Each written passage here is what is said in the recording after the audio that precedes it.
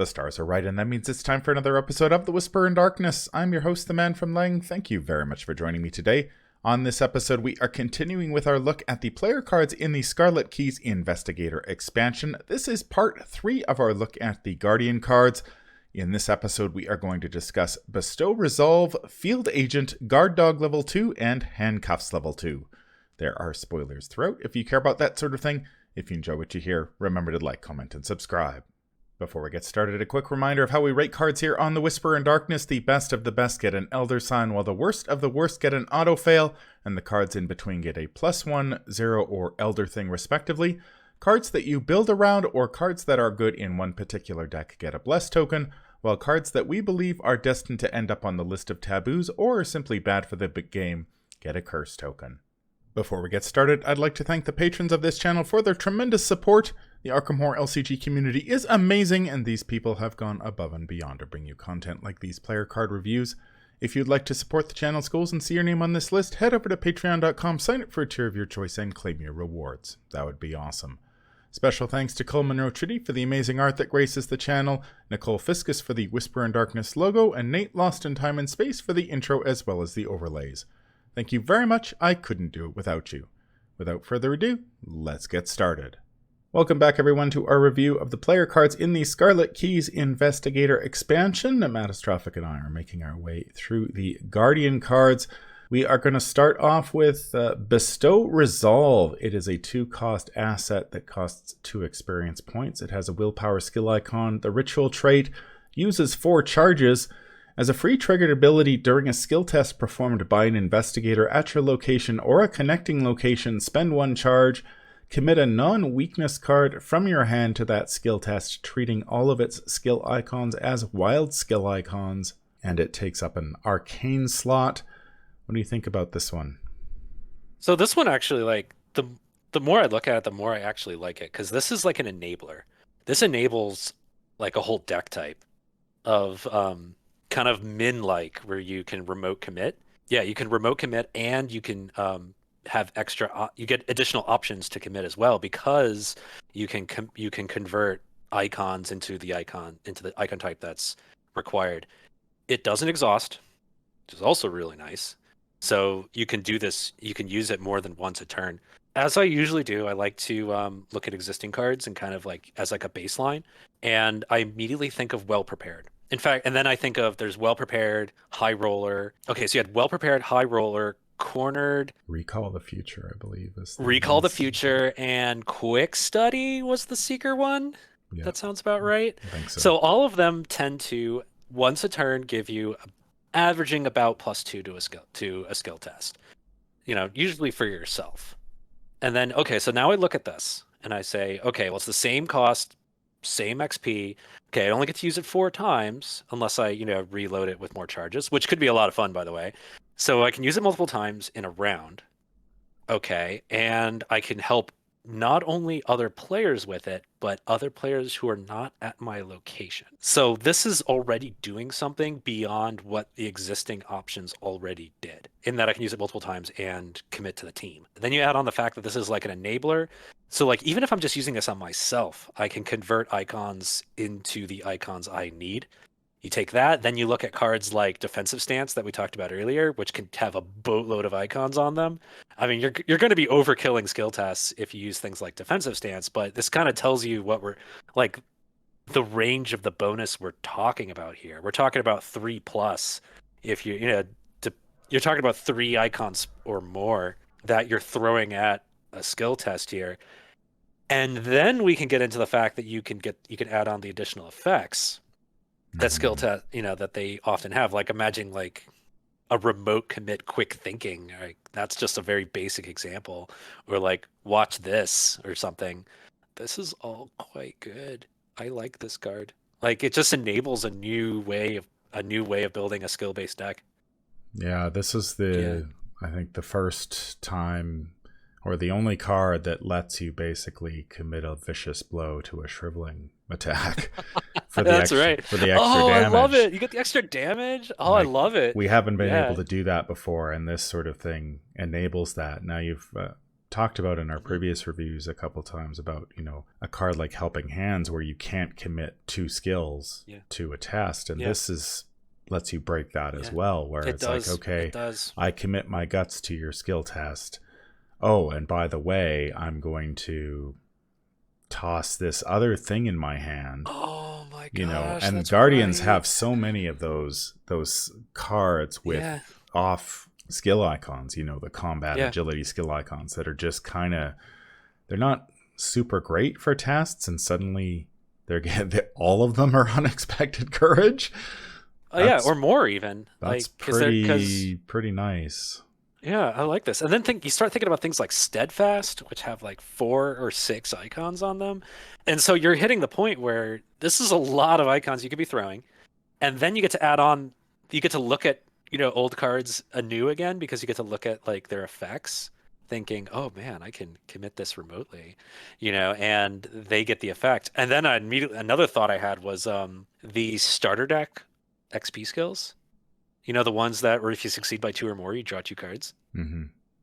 Oh man, you start loading up on those. You could have like a 15 skill deck with this as the with Bestow Resolve as the like the fulcrum. I think there's something there. And I also personally admit I love when cards encourage me to look at previous cards in a new light. I love it when the game does that. Yeah, this is such one of the decks that I've seen online is using Carson using this with the desperate skills, and suddenly you don't have to have taken horror. Mm-hmm. It's like you slap this on the table, and then every desperate skill is online all of a sudden for 4 wild skill icons. And that's just crazy. An initial like 5 seconds of thinking about it. Like, I think there's a lot you can really consider with skill card effects. Yeah. That I think might require a bit of delving. I'm thinking about things like Fearless, level 2 Fearless, if you're able to put it in the same deck as Bestow Resolve, being able to take any test and heal horror with it. That starts looking pretty good. I like this thing. Like, it just makes you look at old cards in a new light. And it just works, Like, you can take anything in your hand, you can throw it at the test. Yeah. And the fact that it's an arcane slot, for most Guardians, that's not going to be a huge issue. No. I mean, you can play 2 of this thing if necessary, run it down. Yeah, it's probably worth it for the extra charges. Yeah. Empty 1 of charges, slap the second one down. How would you rate this one? Ooh, I think this is going to be a bless, because every thought I have about this involves a deck that kind of revolves around this. So I think that's kind of the definition of a bless. Yeah, I'm gonna go with bless, because you're looking at it like even though you can throw cards that are not skills at tests with this, which is also pretty nice. I think my thoughts on this keep revolving around like decks that have like 14 skills in them. So I think I'm gonna give this a bless as a result. Yeah, I think a bless is a good place for this one. I was probably gonna give it our first Elder Sign, because I think this is one of the most interesting cards that we've seen in the box so far, and opens up a lot of interesting territory. But yeah, you're probably going to have to build around this one to a certain extent to get the most out of it. Although I don't really know how much building you're going to have to do, even if you're just converting some of those sort of Guardian events with run-of-the-mill skill icons into unexpected courage. That's true. That's still pretty good. Yeah, because another angle you could have here is something where you have very few skill cards, but you have a bunch of cards that have mismatched icons, like a smattering of mismatched icons, and you could suddenly get 3 wild out of a random asset or something. I think there's also something to be investigated there. Yeah, but a very exciting card here in Bestow Resolve. One of the cards I'm definitely looking forward to playing with. The next card is Field Agent. It's a 4-cost asset with that costs 2 experience points. Has intellect and agility skill icons. Speaking of mismatched icons, ally and agency trait. You get +1 intellect as a free triggered ability. Exhaust Field Agent and deal 1 horror to it. Discover 1 clue at your location. It has 2 health, 2 sanity, and takes up an ally slot.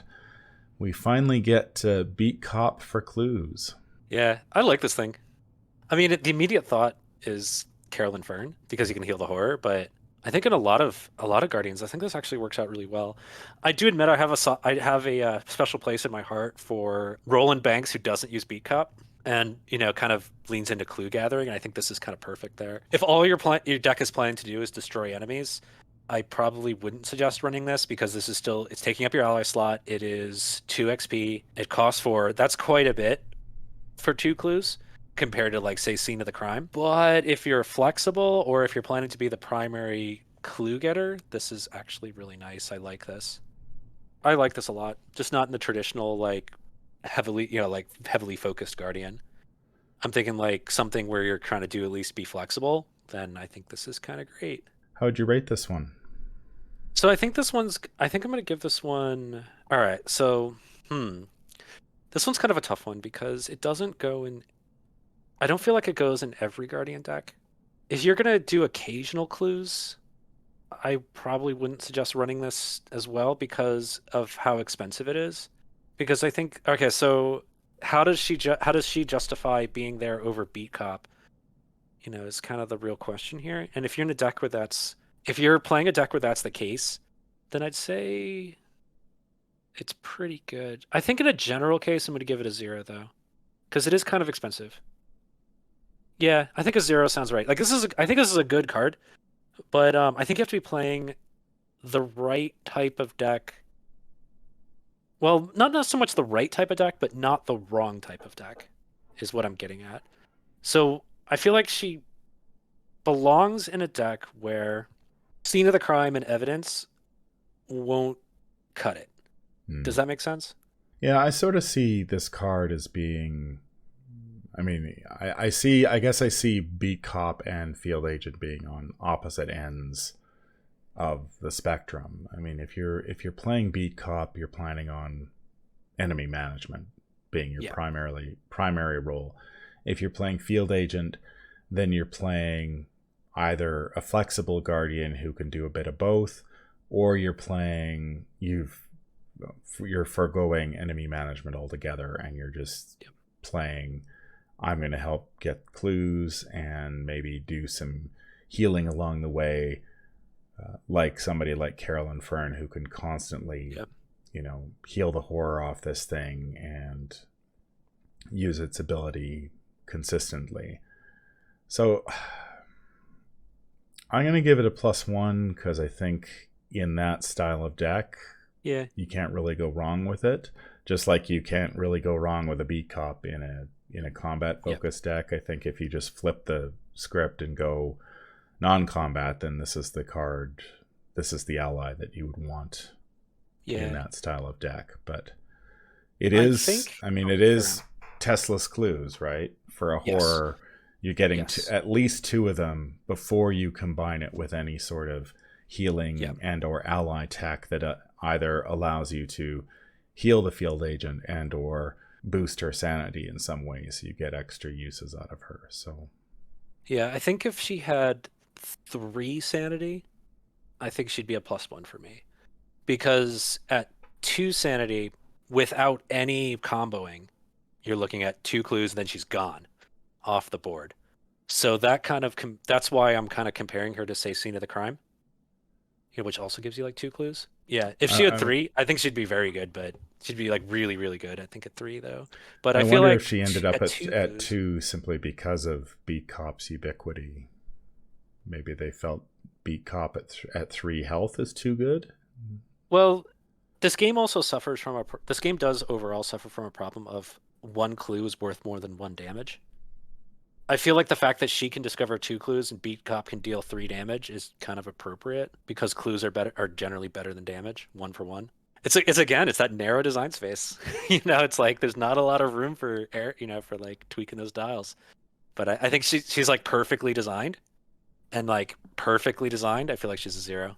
The next card we're going to take a look at is an oldie but a goodie. This is Guard Dog, level 2, 3 cost asset with willpower and combat skill icons allying creature trait. As a free triggered ability, you can exhaust Guard Dog, engage an enemy at your location. That enemy attacks you, As a response, when an enemy attack deals damage and or horror to guard dog, deal 1 damage to the attacking enemy. This card was designed by the Council in Exile at Arkham Knights 2020. It has 4 health, 2 sanity, and takes up an ally slot. Now, everybody who plays the game should be familiar with Guard Dog, since it was released in the core set, since reprinted in the revised core. This one adds a whole bunch of functionality to Guard Dog. You, as a free triggered ability, you get to engage an enemy, which I know a lot of Guardians need to do.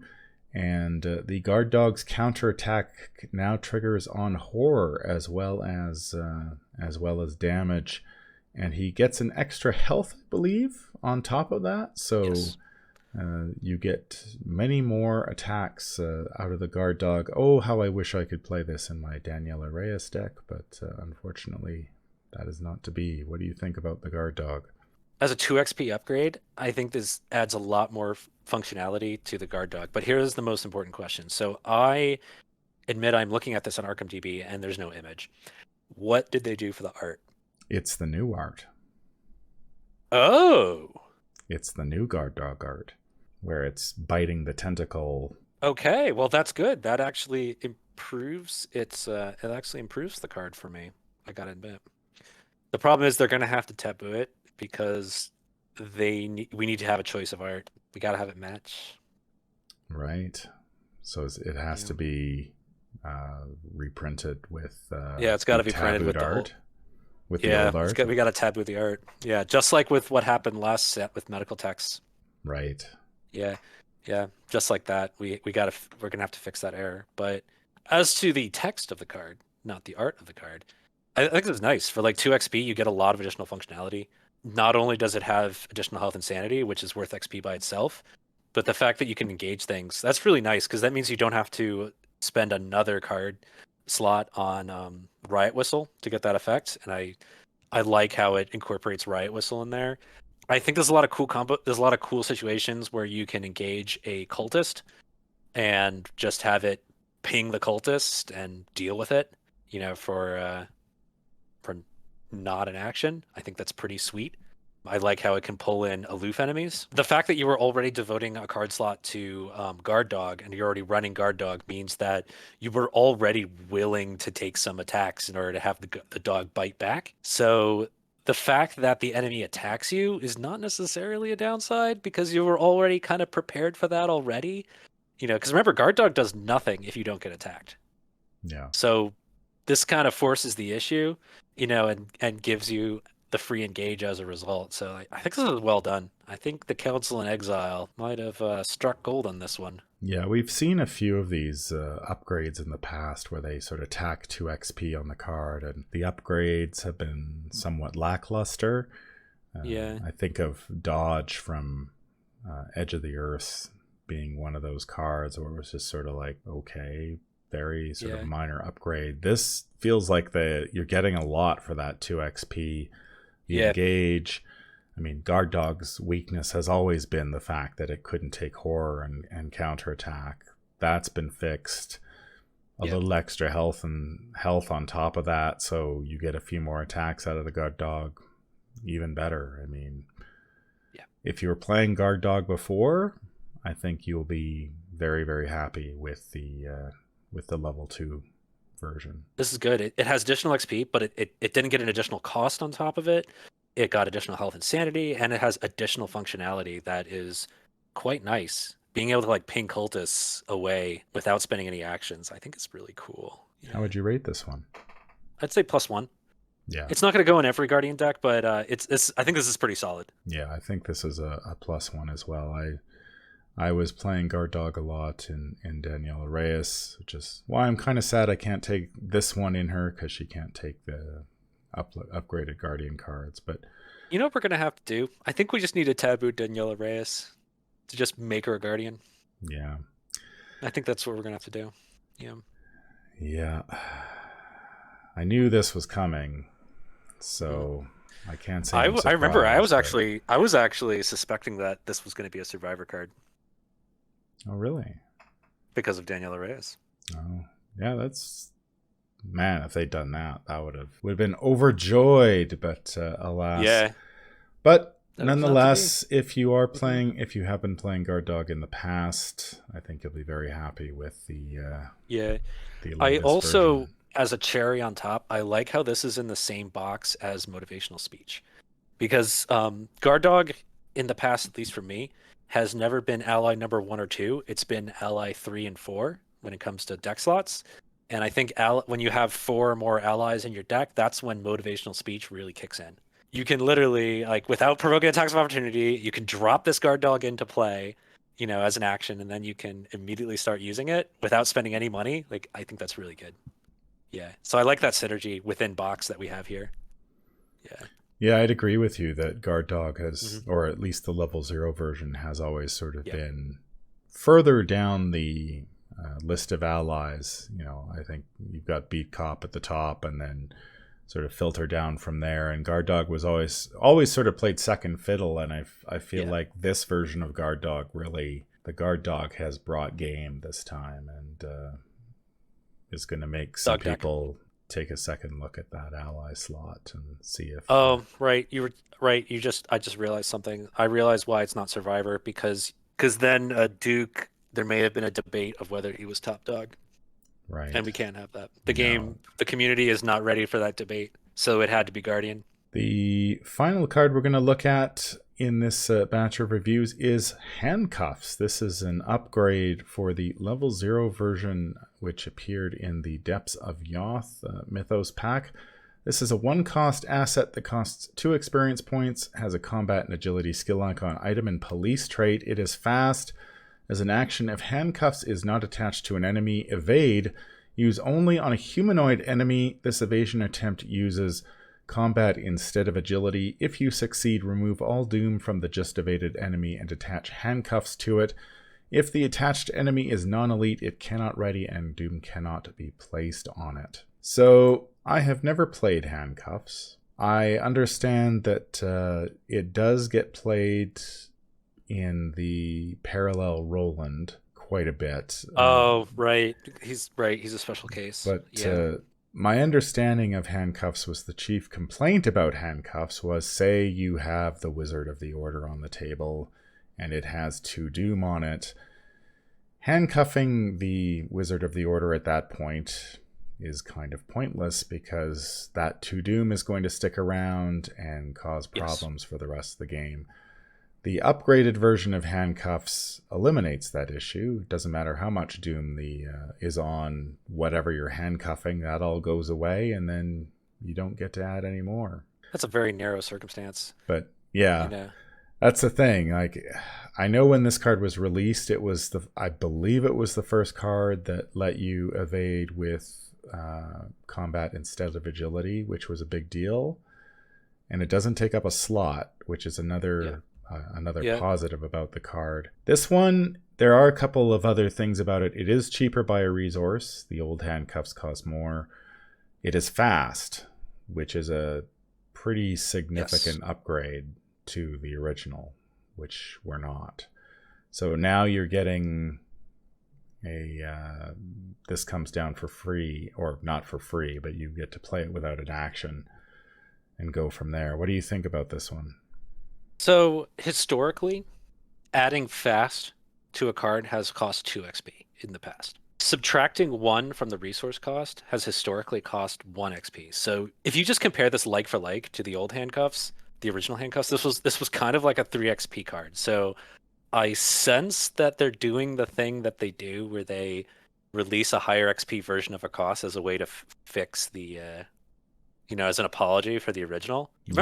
Remember just above when you were talking about kind of designs where they just slap a couple of XP on them and nudge a few numbers, like that's what happened here. Yeah, I got that sense as well, that this was Yeah. that the original handcuffs kind of missed the mark, and Hmm. this is what handcuffs probably should have been Yeah, at least. without the So 2 XP. I but the mean, even problem if the they'd thing left the is, cost the oh, same. yeah. The thing is, what this doesn't do is solve the problem of the original handcuffs, and that was a flavorful restriction on humanoids. Like Hmm. that was actually the problem with the original handcuffs. But this, you spend extra XP and you don't solve that problem. Yeah, there are campaigns where I think handcuffs is great. Campaigns involving high health humanoids, namely the Innsmouth Conspiracy. I am proud to say that I played Roland through the Innsmouth Conspiracy. I handcuffed a giant deep one every scenario, and I was happy to have been playing handcuffs in the Innsmouth Conspiracy. That was a very targeted, very specific use of handcuffs, and the fact that they're adding 2 XP and making it fast does not address the problem that handcuffs is overly restrictive. So it's like, why does this card need to exist? No reason. Like, not a lot of reasons why. Yeah, I don't really have strong feelings about this card either way. I've never played the original version, probably because it's one of those not being fast. It was one of those sort Yeah. of third or fourth or fifth assets that I just never get around to playing as a solo Hmm. player, and so I either just kill the cultists or move Yeah. on and move on. Also, like when it comes to neutralizing things in a single action, we got bolas, and in most cases, bolas does the job. Especially, Just I mean, get if you're looking bolas. to evade with combat rather Yeah. than agility now. I mean, Yeah. Bolas does fill in that fill in that gap that Hmm. Handcuffs originally tried to fill. Yeah. How would you rate this one? Ooh. Thematically, I'd like it. I just wish we could scratch out the humanoid bit. Yeah, I understand it's like flavorfully, it kind of has to have the humanoid enemy because it's got to have hands in order to cuff it, which is the actual problem. So, would I pay 2 XP for this? I don't think I ever would, because I think I have more important things to do as a guardian. I mean, instead of handcuffs, I'd much rather take Bestow Resolve, and that's for sure, Field Agent, or anything we've looked at so far.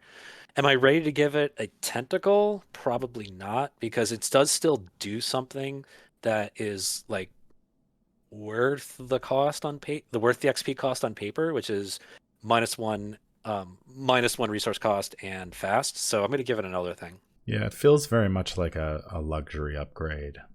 Like Yeah, exactly. if Luxury you're upgrade. Yeah. rolling in XP and Yeah. you happen to be playing handcuffs in a campaign where handcuffs are good, like the Innsmouth Hmm. Conspiracy. Sure, Yeah. if you've got the 2 XP to spare, why not? Or the 4 XP, depending, if you're playing 2 copies. But yeah, Guardians have so many things at this point to upgrade over this that I just feel like this is way down the list. And in fact, we're going to look at least one card here in the final batch of investigator cards, the upgraded version of Prepared for the Worst, that that makes a case for 2 XP. Yeah. Certainly before this one, I'd Oh, spend 2 absolutely. XP Yeah. on Prepared for the Worst level 2 before I'd pay it for this. So Hmm. yeah, I think Elder Thing is appropriate. I mean, if you were playing Handcuffs before and you love Handcuffs, then I think you'll be thrilled with this. I don't know how happy you're going to be to pay 2 XP for the privilege. Yeah. Maybe just take that Sharpie and scratch out the 2 XP on it and Feels just appropriate. yeah, Yeah. maybe pay full, pay two resources for it, but Uh-huh. enjoy them being fast and sort of playing how handcuffs should have been in the first place before they needed to be tweaked. There you go. There you go. Yeah, because the real cost is the action to make the evade test. Oh, and then we have Bolus in the same set. I do admit it is nice that you have 2 cards now that can evade with your combat. Bolas, you can like put bolas and handcuffs in the same deck for more enemy neutralizing fun. That is kind of cool. I will admit that. That's going to do it for part 3 of our look at the Guardian cards in the Scarlet Keys Investigator expansion. Let us know in the comments down below what you think. Are you one of those players who has played Handcuffs? What do you think about the new version? Any final thoughts on this batch of upgrades? Bestow Resolve is super cool. Yeah, I am that's I love it when a new card makes me go back to old cards and look at them in a new light. and this is like going to enable a whole new deck build. That's pretty sweet, I gotta say. I think Field Agent's a nice role filler. I think I'm glad that it kind of helps fill out that non-combat guardian or the generalist guardian. I think Guard Dog was I think Guard Dog was actually a really good upgrade. I think they did a good job with that one. Handcuffs kind of misses the mark, but you know what? I think 3 out of 4 is pretty good. Yeah. Yeah, after Bolus, Bestow Resolve was the card that really grabbed my attention. Yeah. And yeah, I mean it opens up new possibilities Yeah. for Guardian play.